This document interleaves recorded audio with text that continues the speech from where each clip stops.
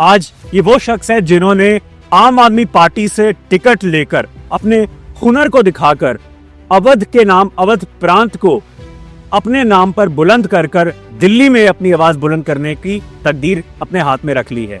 एक शिक्षक हैं अवध ओझा, आज एक पॉलिटिशियन है, या अवध ओझा आज एक सक्सेसफुल बिजनेसमैन है। कौन है अवध ओझा?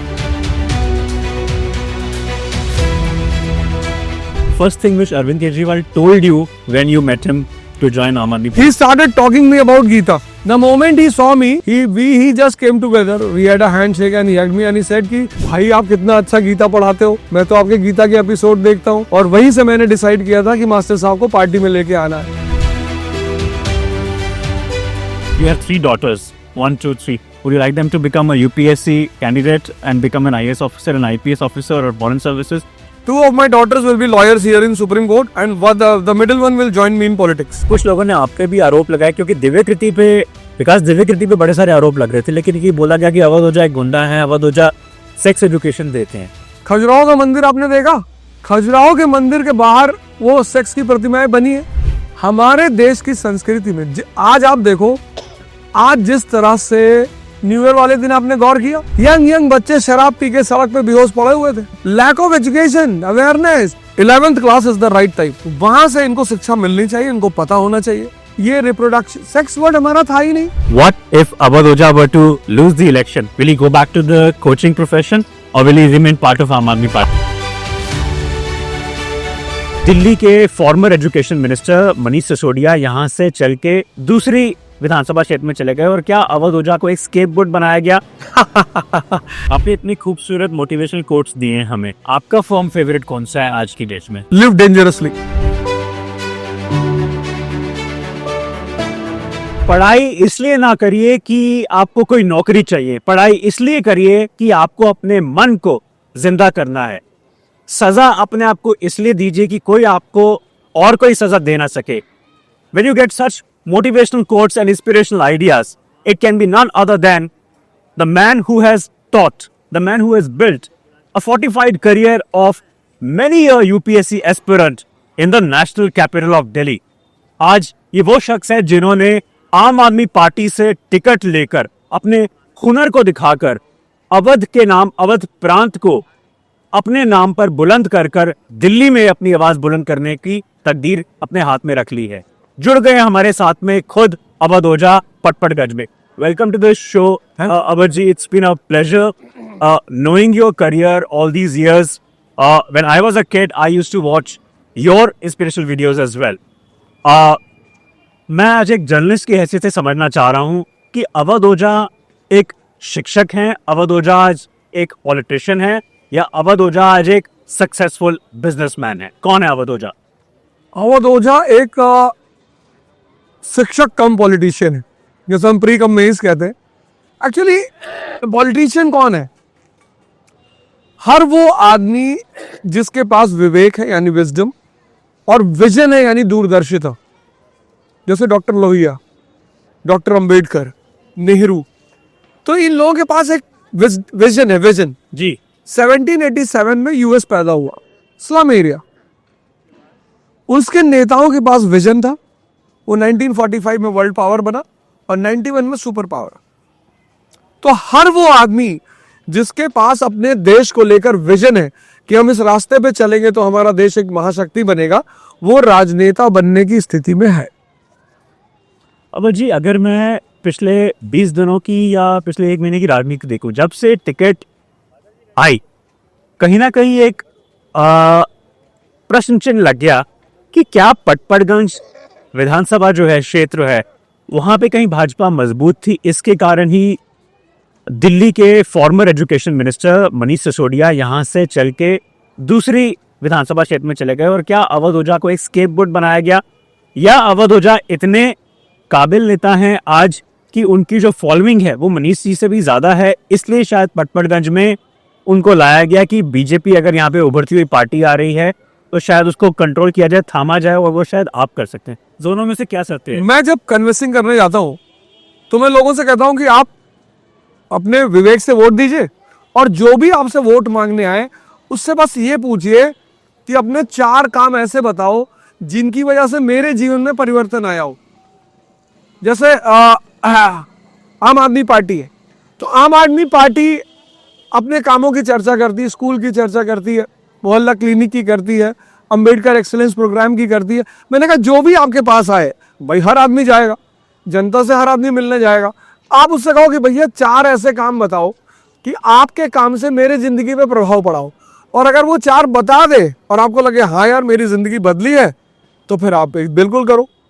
पहली बात तो ये। दूसरी बात ये है कि जब मेरे चुनाव लड़ने की बात आई तो मैंने सिसोदिया जी से कहा, मैं आज सुबह ही मिल के आया उनसे, तो मैंने उनसे कहा देखो सर, आप राष्ट्रीय स्तर के नेता हो, आप दिल्ली में कहीं से भी लड़ सकते हो, पर मैं दिल्ली में वहां से ही लड़ सकता हूं जहां मेरा परिवार रहता हूं। ये पीछे मेरा घर है E40, और यहाँ मेरे शहर के, मेरे गांव के कम से कम 100 परिवार, 150 परिवार रहते हैं। तो वो एक सोशल स्ट्रेंथ थी पटपटगंज से सीट मांगने की। तो लोग कहेंगे कि अवध ओझा ने राजेंद्र नगर करोलबाड़ी नहीं चुना, वहां पे तो यूपीएससी के एस्पिरेंट्स हैं, स्टूडेंट्स हैं और उनकी फैमिलीज हैं, जिनके करियर आपने इतनी ऊंचाई तक पहुंचा दिए, जिनकी आज भारत में बुलंद तस्वीर है। तो वहां पे क्यों नहीं, सिविल लाइंस में क्यों नहीं, ईस्ट दिल्ली में क्यों नहीं? मैं आपको बताऊं, सेलिब्रिटी होना और जनप्रतिनिधि होना दोनों में बहुत फर्क होता है। वो कैसे? जैसे राजेश खन्ना जी चुनाव लड़े तो सेलिब्रिटी बन के लड़े, चले गए वापस। जनप्रतिनिधि में क्या होता है कि अगर स्थानीय लोग आपसे परिचित है तो आपको गली मोहल्ला घर सबसे परिचय करा देंगे। जैसे राजेंद्र नगर में जो लड़के रहते हैं वो सब बाहर के हैं, कोई यूपी का है, कोई बंगाल का है, कोई कर्नाटका का है, कोई तमिलनाडु का है, लेकिन यहाँ जिनके घर हैं वो एक दूसरे से सबसे परिचित हैं। 4 वार्ड हैं, 96, 97, 98, 99, चारों यार वार्डों में मेरे अपने लोग रहते हैं। तो मुझे जन संपर्क होने में, लोगों से मिलने में कोई दिक्कत नहीं आई। और अगर आपके पास कार्यकर्ता नहीं है, वॉलंटियर नहीं है, तो जनता आप पर फेथ कभी नहीं करेगी। क्यों नहीं करेगी? भाई आप इस गली में हैं, E ब्लॉक में आपका घर है, आप मेरे लिए वोट मांगने जाते हैं, तो यहाँ का आदमी जानता है कि चलो ये साहब हमसे जुड़े हुए हैं, कोई बात होगी हम इनको पकड़ेंगे। लेकिन जहां आपके और जनता के बीच कड़ी नहीं होगी, वहां बहुत कमजोर हो जाएगी। पर आपको मौका दिया कि क्या आप राजेंद्र नगर या करोलबाग या बाकी सीट? नहीं, मेरे लिए कहीं से भी मौका था। मेरे पास तो बुराड़ी से भी मौका था, मेरे पास मॉडल टाउन से भी मतलब मेरे लिए कहीं से भी मौका था। और मैं तो वो है जहाँ पे आप जीती थी और कपिल मिश्रा वहां से हारे थे, एक बड़ी दिग्गज सीट मैं कहूंगा, जिस जहाँ पे प्रतिभाशाली लोगों को लाया जाता है। तो आप में तो वो प्रतिभा थी कि आप मॉडल टाउन भी जा सकते थे और राजेंद्र नगर भी जा सकते हैं। आप एक बात देखो, मैंने कहा ना कि सिसोदिया साहब कहीं से भी लड़ सकते हैं। कल वो सेंट्रल टीम के नेता हो जाएंगे। हमारे सारे विधायक जीते हुए विधायक हैं, किसी जीते हुए विधायक की सीट लेने से वो सशक्त विधायक है। तो सिसोदिया जी कल केंद्र की राजनीति करेंगे तो मेरे लिए वैसे भी ये सीट खाली हो जाती। अवध जी, आपने अपना जो जीवन है वो भले ही 1990 के दशक में दिल्ली में आके व्यतीत किया हो, लेकिन उससे पहले मूल रूप से, क्योंकि आप अवध जगह से आते हैं और आप गोंडा से आते हैं, पास ही में राम मंदिर है, आपके जीवन की चर्चाएं बड़ी मैंने सुनी। आपके पिता का आपके ऊपर बड़ा प्रभाव रहा हो, और जहाँ तक पिता का प्रभाव रहता है या माँ का प्रभाव रहता है, वो कहीं ना कहीं हमारी जो एक उनकी जो छाया है वो हमारी आगे जीवन में आ जाती है। तो ये समझना चाहता हूँ कि रामायण को भी आपने अपने अंदर संभाल लिया। आप आज लंका कांड की बात करूँ या मैं अगर गीता की बात करूँ, कहीं ना कहीं वो उपदेश जो है आपके मोटिवेशनल कोट्स में मुझे नजर आते हैं। क्या आप सुन सकता हूँ आज आपसे लंका कुछ कांड? धर्म जो है, धर्म वो विज्ञान है माया को समझने का। धर्म विज्ञान है। अगर धर्म को विज्ञान के रूप में नहीं देखा जाएगा तो धर्म किसी को फायदा नहीं करेगा, वो करेगा ही नहीं। It's a science, it's a complete science. जो ये माया है उसको समझने का विज्ञान है। गीता में सूत्र दिए, जैसे मैं बताऊं, गीता में जो वर्ण व्यवस्था का वर्णन है 2 अध्याय में, वो कहती है कि हम सब शूद्र पैदा होते हैं। शूद्र यानी जो इंद्रियों पे जी रहा है वो शूद्र है। अब उस इंद्रियों पे जीने वाले व्यक्ति को चेतना पे जाना है। जैसे सिद्धार्थ का विकास होगा तो बुद्ध बने, वर्धमान का विकास हुआ तो महावीर बने, नरेंद्र का विकास हुआ तो स्वामी विवेकानंद बने। तो अब इस इंद्रिय वाले व्यक्ति को चेतना तक की यात्रा करनी है, तो सबसे पहला काम उसे क्या करना होगा? सेवा करनी है। आपने देखा सिक्कों को, और हजार हजार करोड़ के सिख गुरुद्वारे में पोछा लगा रहे हैं, रिक्शे वाले का जूता पोछ रहे हैं। क्यों? क्योंकि सेवा करने से अहंकार मरता है, और जब अहंकार मरेगा तभी विवेक पैदा होगा। एक से एक पढ़े लिखे लोग सिगरेट पी रहे हैं, उनसे कहो भैया इसके पैकेट पे लिखा हुआ टोबैको से कैंसर होता है। टोबैको कंपनियों ने सिगरेट के पैकेट पे फोटो बना दी है लंग्स का। आप बताओ विवेक कहाँ है? तो विवेक पैदा करने का सूत्र सिर्फ भारत को पता है। जब अंग्रेज भारत आए तो उन्होंने सबसे पहली किताब ट्रांसलेट किया वो थी गीता, विल्किंस ने किया था। और उससे पता चला कि अरे ये तो विवेक पैदा करने का सूत्र जानते हैं। उसने कहा इनके विवेक को मारो। अब इतना बड़ा सूत्र गीता में दिया, अगर सब गीता पढ़ने लगे और विवेक पैदा, जिंदगी केमिस्ट्री फिजिक्स से ही नहीं चलती। आप देखो कितने युवा आज सुसाइड कर रहे हैं। आप देखो युवाओं में सुसाइड का रेट बढ़ गया है और कई ऐसे युवा हैं जो स्थापित हैं, अच्छा पैसा कमा रहे हैं।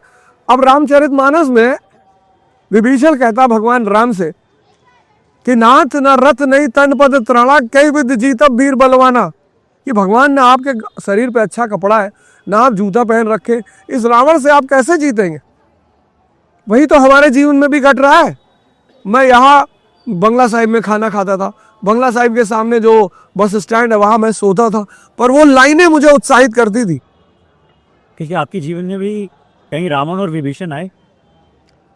रावण और विभीषण तो सबके जीवन का एक हिस्सा है, ऐसा नहीं है। वो ऐसा नहीं है कि किसी एक व्यक्ति के जीवन में, वो सबके जीवन में है। रावण दशानन, ये जो आपकी 10 इंद्रियां है ना, ये आपको बहुत परेशान करती हैं, ये आपकी चेतना को भटकाने की कोशिश करती हैं। हमारा धर्म और हमारी संस्कृति दुनिया में श्रेष्ठतम संस्कृति इसलिए है क्योंकि हमने दर्शन को कहानी में पोर्ट्रे कर दिया जी। तो वो सबके जीवन में है। सबके जीवन में महाभारत है। आप हर घर में जाके देखो कहाँ महाभारत नहीं चल रही। महाभारत परिवार में है, मोहल्ले में है, शहर में है, राष्ट्र में है, अंतरराष्ट्रीय। बस उस महाभारत से अगर बचना है तो एक कृष्ण चाहिए। वो कृष्ण आपको मिला? बिल्कुल मिला। स्वामी अड़गड़ानंद महाराज हैं हमारे सक्तेशगढ़ के, जिनकी यथार्थ गीता में पढ़ाता हूँ, तो वही हमारे कृष्ण है। क्योंकि आप एक हिस्ट्री के टीचर रहे हैं इतने सालों से और आपने अपना जो ज्ञान है वो यूपीएससी एस्पिरेंट्स को हिस्ट्री के थ्रू दिया। आज आपसे समझना चाहता हूँ कौन सा ऐसा हिस्ट्री का अध्याय है, कौन सा ऐसा अध्याय है जिसने आपको शॉक भी करा हो, और कौन सा ऐसा अध्याय है हिस्ट्री का जो आपके ऊपर एक इंडेलिबल इंप्रेशन छोड़ के गया हो? मुझे शॉक किया ब्रिटिश पीरियड ने। दोनों बातें बताऊंगा, शॉक और इम्पैक्ट। मुझे शॉक किया ब्रिटिश पीरियड ने। वो अंग्रेज 7 समंदर पार व्यापारी बनकर आया और भारत पे कब्जा कर लिए। मतलब मुझे बड़ा आश्चर्य होता था जब मैं पढ़ता था कि ऐसा कैसे हो सकता है। एक गांव का आदमी दूसरे गांव में जाके कब्जा नहीं कर सकता, एक शहर का आदमी दूसरे शहर में जाके कब्जा नहीं कर सकता, और वो 7 समंदर पार आए हुए अंग्रेज। और मुट्ठी भर बोर्ड ऑफ डायरेक्टर में 72 अंग्रेज थे, भारत पे कब्जा कर लिया। इनको एक दूसरे से लड़ाया, तुम हिंदू हो, तुम मुसलमान हो, तुम दलित हो, तुम ब्राह्मण हो, सबको लड़ाया, कब्जा कर लिया। 200 साल लूटा, मारा इनको। मैं कभी कभी लोगों से मिलता हूँ, पूछता हूँ और भैया, बोले भैया जय श्री राम। जय श्री राम। बताओ हनुमान जी भगवान क्यों है? नहीं पता। सुग्रीव जी भगवान क्यों नहीं है? अंगद जी भगवान क्यों नहीं है? नल नील भगवान क्यों नहीं है? हनुमान जी क्यों नहीं पता।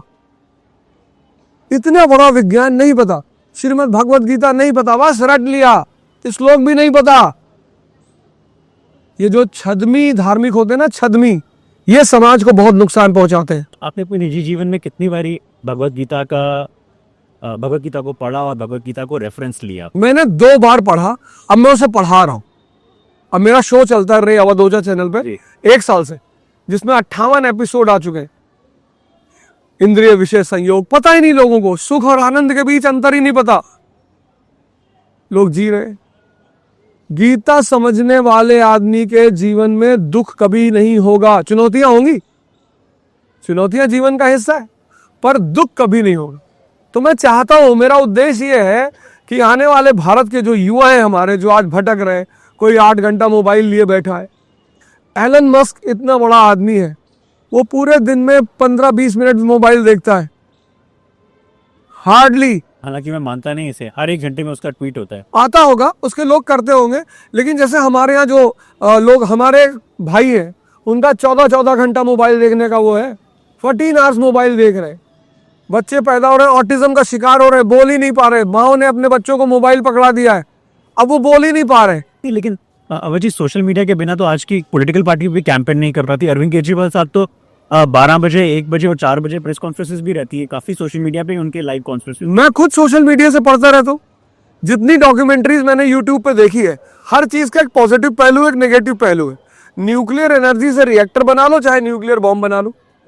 रिएक्टर बना लोगे ऊर्जा देगा, बॉम्ब बनाओगे विध्वंस करेगा। तो किसी चीज का जो यूज है वो करना अगर हम सीख लें तो वो हमारे लिए फायदेमंद हो जाती। अच्छा, आपने कहा कि धर्म जो है वो माया से बचने का उपाय है। माया को जानने का उपाय। माया को जानने को, माया से बचने का भी उपाय वही है। माया आप जान गए तो आप बच गए। लेकिन उस तरफ, दूसरी तरफ आती है धन और ऐश्वर्य। दोनों ही आपको मिले, धन भी आपके पास आया, ऐश्वर्य भी आपके पास आया, अब तो आपके एसेट्स भी आ गए। तो कहीं ना कहीं आपको लगता है कि गीता के उपदेशों ने आपको उनसे परे करने का प्रयास किया, या फिर आप खींचते चले गए ऐश्वर्य और धन की तरफ? धन, ऐश्वर्य भी आपको मिला। मैं बता रहा हूं, जब समुद्र मंथन हुआ तो लक्ष्मी जी निकली। तो जब लक्ष्मी निकली तो ये देवता और असुर लड़ने लगे कि हम शादी करें। अब देखना आप, लक्ष्मी सबके पास नहीं जाती। लक्ष्मी जाती किसके पास है मैं बताता हूं। तो लक्ष्मी जी ने दोनों से कहा कि बैठो, मैं डिसाइड करूंगी किसको माला पहनाना है। तो ये दोनों लाइन में बैठ गए। तो जब बैठ गए तो देखा कि दूर समंदर में कोई लेटा हुआ है शेषनाग पर। तो इन्होंने पूछा कौन है? तो बोले विष्णु जी है। तो बोले इनको पता मैं निकली हूं? बोले पता है। बोले ये मुझसे शादी नहीं करना चाहते? बोले नहीं करना चाहते। वो गई, उनको माला पहना दी।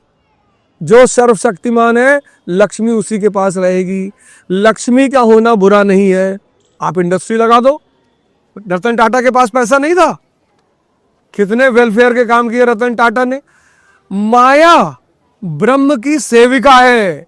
माया छोड़कर भागना नहीं है, माया को गुलाम बनाना है। जब आपको, अब मान लो आपको अमेरिका जाना है तो सबसे अच्छी सुविधा क्या है? हवाई जहाज। कि आप कार से जाओगे, पैदल जाओगे?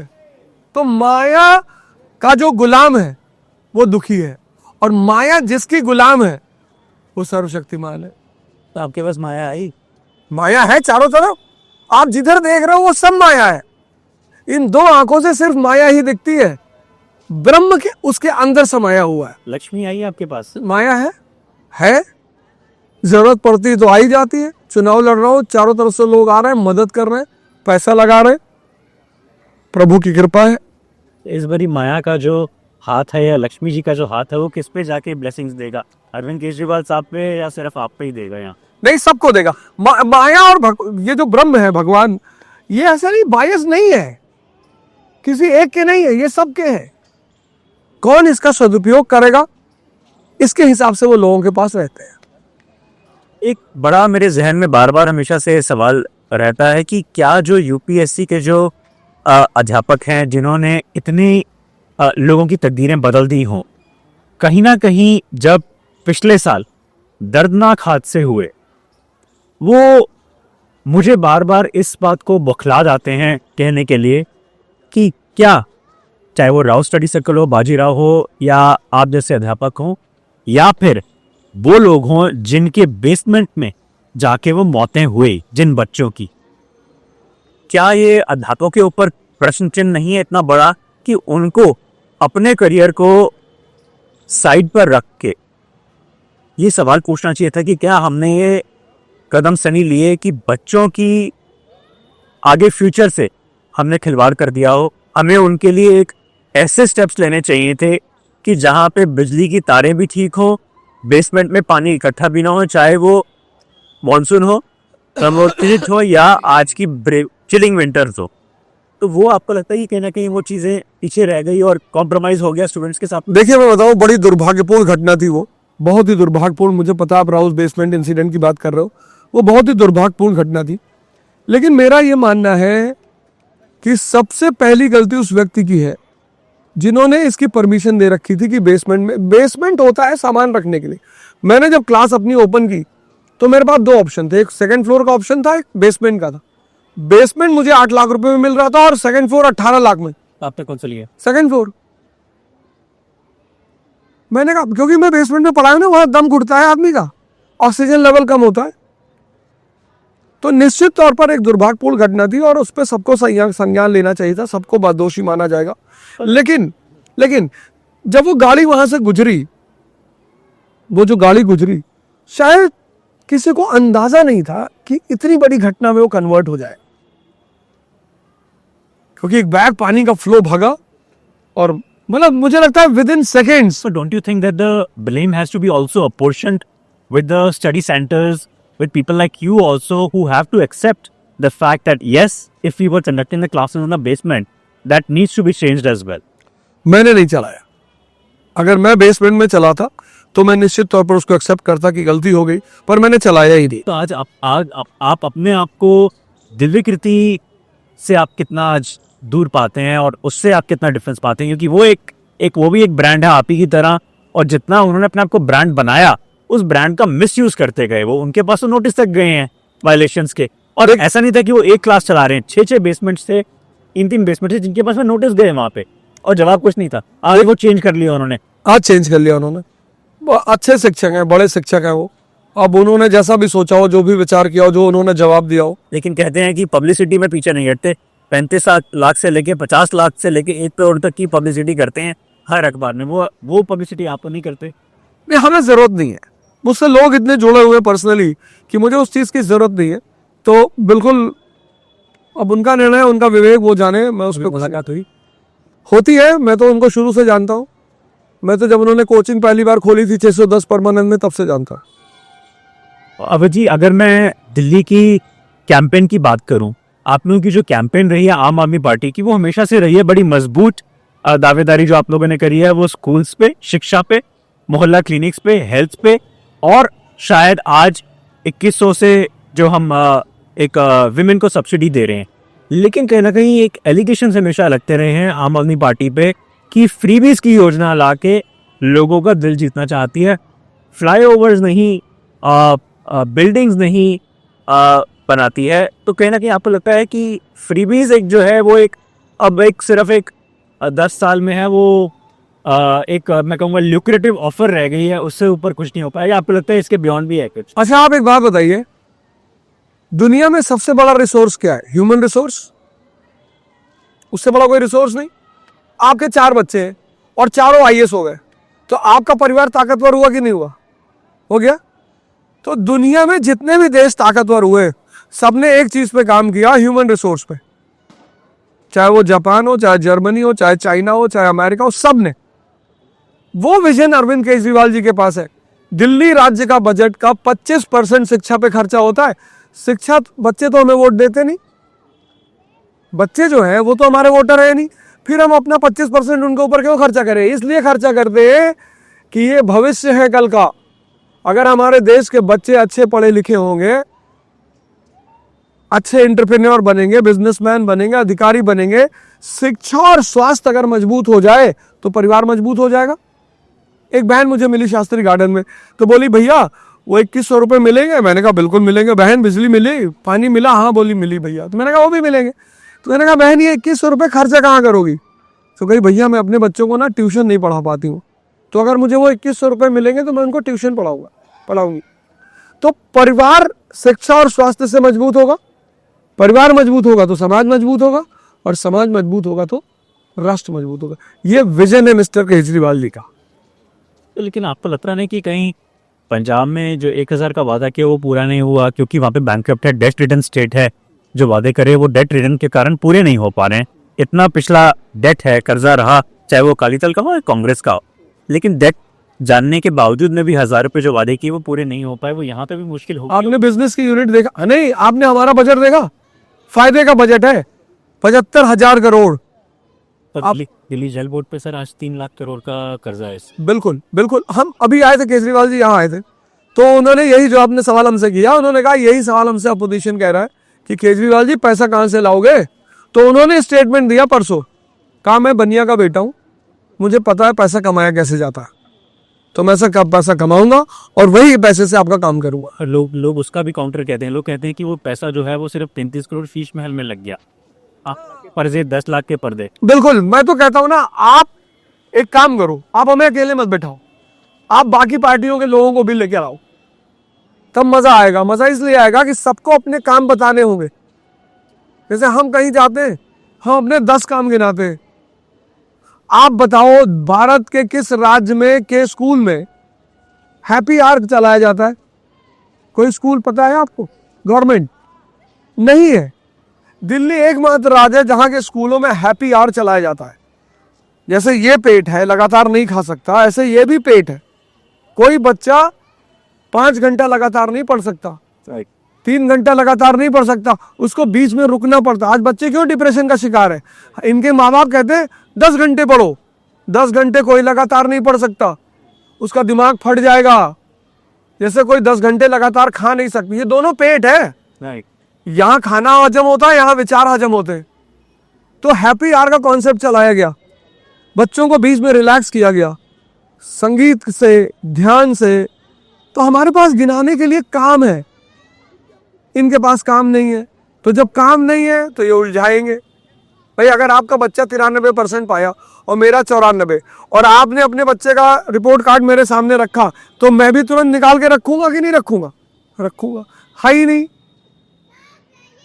शुरू किया था 2014 में, बहुत हुई पेट्रोल डीजल की मार। अब की बार मोदी सरकार, हो गया पेट्रोल 40 रुपए लीटर। वहां से शुरू किया, फिर कहां पे खत्म किया? बटेंगे तो कटेंगे। यही देश टूटा था 19वीं शताब्दी में, तब अंग्रेजों ने कब्जा कर लिया था। हम घर में लड़ेंगे, आपस में लड़ेंगे। अगर हम आपस में लड़ेंगे तो ये चारों तरफ हमारे दुश्मन बैठे हुए हैं, ये क्या करेंगे? ये जो हमसे असंतुष्ट है उसको अपने गले लगा लेंगे।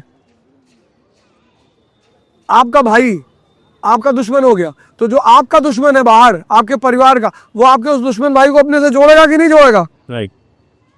अच्छा अवर जी, एक सवाल ये जरूर समझना चाहूंगा। जब मनीष जी की सीट चेंज हुई, लोग कहते थे कि पटपड़गंज के अंदर ना एक क्वेश्चन मार्क मनीष जी पे इसलिए भी है क्योंकि 9th के क्लास के बच्चे और 11वीं क्लास के बच्चे बड़े ज़्यादा फेल हुए। डू यू थिंक वो थोड़ा सा माइंडसेट में था कि 9th में 50,000 1 लाख बच्चे फेल हो गए या 11वीं में हो गए, इसलिए शायद थोड़ी सी एक शंका लग रही थी कि शायद मनीष जी यहाँ पे नहीं जीत पाएंगे। और अवर जी के अंदर वो टैलेंट है, प्रतिभा है, इतने ज़्यादा यूपीएससी के कैंडिडेट्स खड़े करे। नहीं नहीं, ऐसा नहीं था।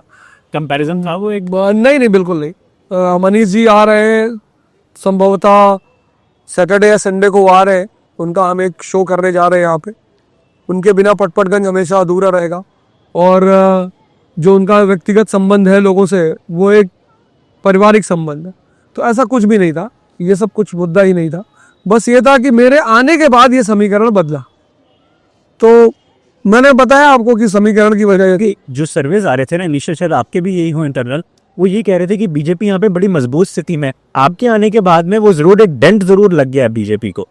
एक घबराहट है उनके अंदर भी कि अब क्योंकि अवध ओझा है, इतने बड़े एजुकेशनिस्ट रहे हैं, वो खुद इतने पढ़े लिखे हैं कि अब वो जो डेंट जो लगा है वो उनको आपके आने से लगा है। मनीष से शायद वो घबराहट नहीं थी।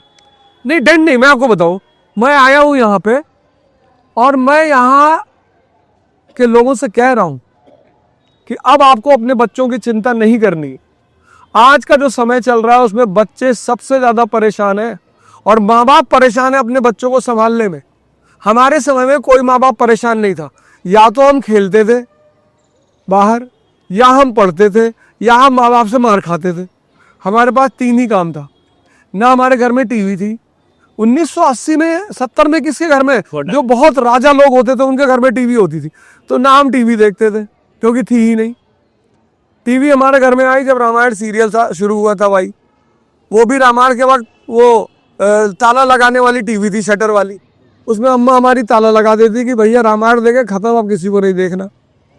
तो हमारे पास कोई डिस्ट्रैक्शन था ही नहीं। आज के समाज में बच्चा मोबाइल लेके वॉशरूम में जा रहा है।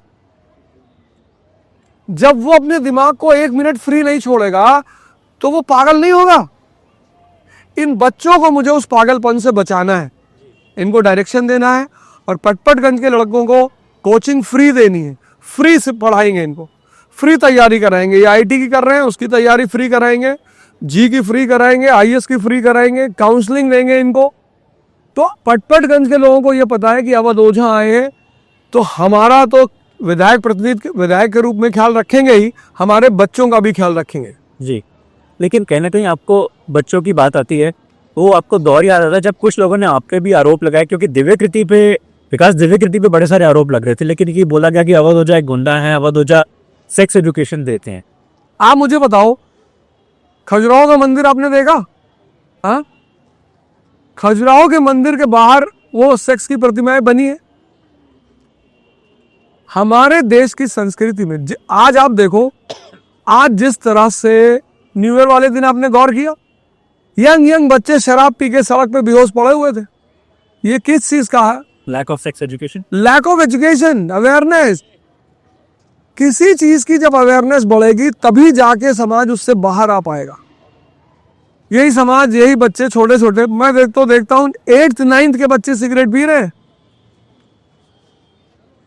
बोला 8th का बच्चा सिगरेट पी रहा है, 8th का। क्यों पी रहा है?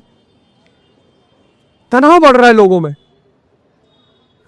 जैसे वो ट्यूटर खोलेगा, या तो कहीं हत्या हो रही है, लड़ाई झगड़ा हो रहा है, मतलब वो देख ही रहा दिन भर कुछ ना कुछ उल्टा सीधा। और उस उल्टा सीधा देखने से क्या हो रहा है कि उसका दिमाग एक ऐसे मोड में जा रहा है जहां वो फ्रस्ट्रेट होता जा रहा है, राइट, डिप्रेशन में आता जा रहा है। और ये सबकी दशा है। So how do you think we can inculcate the knowledge of sex among the mature adults as well as the young students, adolescents, when they are in either in school? where do you think the sex education should be made compulsory for them? 11th class is the right time. वहां से इनको शिक्षा मिलनी चाहिए, इनको पता होना चाहिए कि ये रिप्रोडक्शन, सेक्स वर्ड हमारा था ही नहीं, ये वर्ड हमारा था ही नहीं। हमारे यहाँ ऋषि मुनि जब किसी शादीशुदा औरत को आशीर्वाद देते थे तो वो यही कहते थे कि तेरे 10 पुत्र हो और 11वां पुत्र तेरा पति हो। इस देश ने माया को समझने का सिद्धांत बनाया। माया को कोई भोग नहीं पाएगा, माया पलट के भोग लेगी अज्ञानी को। जैसे फॉर्च्यूनर सब खरीदना चाहते हैं, मर्सिडीज सब खरीदना चाहते हैं, खरीद तो लोगे, फिर जो 2 लाख रुपया मेंटेनेंस है, वो जो अध्यानी है वो क्या सोचता है, मर्सिडीज आ जाएगी, मोहल्ले वाले देखेंगे। मोहल्ले वालों पे कुछ फर्क नहीं पड़ेगा। मर्सिडीज ले आओगे, 4 लाख रुपया महीना मेंटेनेंस और 2 लाख रुपए का तेल, वो तुम्हारा ही खून पिएगी। तो ध्यानी क्या करेगा? ध्यानी जरूरत के आधार पे जिएगा। आपने कौन सी खून पीने वाली गाड़ी रखी? नहीं, मेरे पास तो फॉर्च्यूनर है। तो ध्यानी जरूरत पे जीता है और अध्यानी इच्छाओं पे जीता है। Sir, we will wrap up this interview with a rapid fire. Of course, that you are a brilliant teacher today. What if Awadh Oja were to lose the election? Will he go back to the coaching profession or will he remain part of Aam Aadmi Party? I will remain in the part of as a part of Aam Aadmi Party, and there is nothing called losing in elections. Right. Either I will win or I will learn, but there is no way of going back. If you go on to win the election, would you see yourself in the cabinet as well, sir? No, I don't see myself there, and all these are the decisions of the party. So I will respect the decision of the party. One thing that you do first thing in the morning when you wake up these days. Yoga. Yoga is the first thing which I do, and I sit for meditation for at least half an hour this is the beginning of my day. Last thing you do before going to the bed. Again, dhyan. I have to calm down myself in the night and I have to activate myself in the morning. You have 3 daughters. 1, 2, 3. Would you like them to become a UPSC candidate and become an IAS officer, an IPS officer, or foreign services? Join you in politics? 2 of my daughters. Teacher or a coach? 2 of my daughters will be lawyers here in Supreme Court, and the middle one will join me in politics. Not coaching? No coaching, no नौकरी, nothing. जितना समय आपने अवध में गुजारा और जितना समय दिल्ली में गुजारा, क्या सीख मिली दोनों से? अवध में तो बचपना बीता और जीवन का एक बड़ा प्यारा समय वहाँ बीता, मज़ा बहुत आया। आज मेरे सारे दोस्त आए हुए हैं मेरी हेल्प करने के लिए, और दिल्ली ने मुझे जीवन जीना सिखाया। मतलब जीवन का जो अर्थ है, संघर्ष का जो अर्थ है, वो मैंने दिल्ली में ही सीखा। First thing which Arvind Kejriwal told you when you met him to join Aam Aadmi Party? He started talking me about Gita. The moment he saw me, he just came together. We had a handshake and he hugged me and he said कि भाई आप कितना अच्छा गीता पढ़ाते हो, मैं तो आपके गीता के एपिसोड देखता हूँ। और वहीं से मैंने डिसाइड किया था कि मास्टर साहब को पार्टी में लेके आना है, बिकॉज हाँ ही आया। This was the first discussion between us. तो मैंने कहा सर मैं 1 साल से पढ़ा रहा हूँ। बोले हाँ यार मुझे बड़ा मजा आया। और मैंने कहा नहीं मास्टर साहब को पॉलिटिक्स में इंटरेस्ट है, मास्टर साहब को लेकर आओ। And what is the first thing that you told your wife and kids when you told them that you are going to join Aam Aadmi Party? मैंने उनसे कहा कि अब जीवन के एक नए दौर की शुरुआत हो चुकी है, सब लोग फिर से संघर्ष करने को तैयार हो जाओ। Were they happy? हाँ, they all were happy. Or did they object? No. My daughters were very happy कि पापा सही है। But when they saw me roaming here in the streets, then one of them was little bit disturbed कि पापा ये क्या कर रहे हो। फिर मैंने कहा नहीं बेटा। आपने इतनी खूबसूरत मोटिवेशनल कोट्स दिए हैं हमें, आपका फर्म फेवरेट कौन सा है आज की डेट में? Live dangerously. So we will end this conversation with Abhadoja here in Patparganj in the middle of Delhi election with just 2 weeks to go for the crucial election. Thank you so much for joining us, sir. It was pleasure knowing you.